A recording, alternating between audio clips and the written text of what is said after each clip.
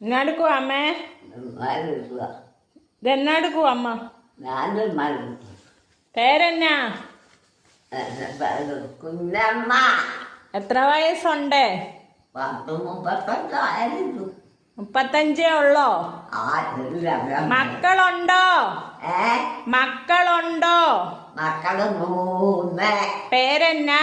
സുലോമ, ആ സലകമ്മ. ആ.